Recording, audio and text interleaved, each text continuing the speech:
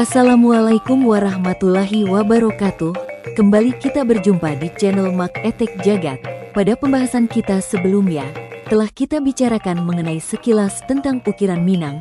Sekarang kita lanjutkan membahas mengenai nama-nama ukiran Minang, sesuai dengan bentuk dasar dari motif tersebut, yaitu berasal dari nama-nama tumbuh-tumbuhan, nama-nama binatang ataupun benda-benda lainnya.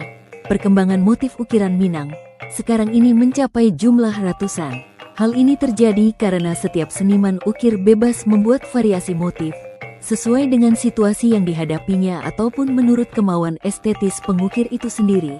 Terkadang setiap motif mempunyai variasi bentuk sampai 4 atau 5 macam. Namun pada kesempatan ini, kita akan sampaikan nama jenis induk motif ukiran saja. 1. Aka Bapilin. Di dalam kata-kata adat Minangkabau dijumpai pepatah berbunyi, Aka nan bapilin, pilin jariang nak barisi, pilin kacang nak mamanjek.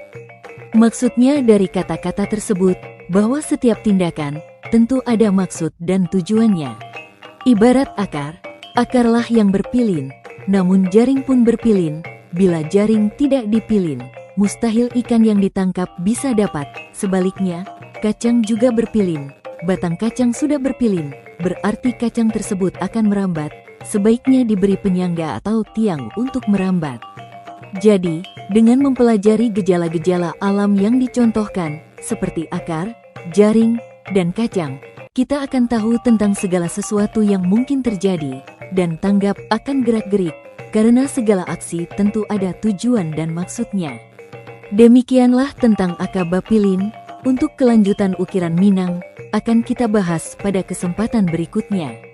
Wassalam Mak Etek Jagat. Jangan lupa di like dan subscribe.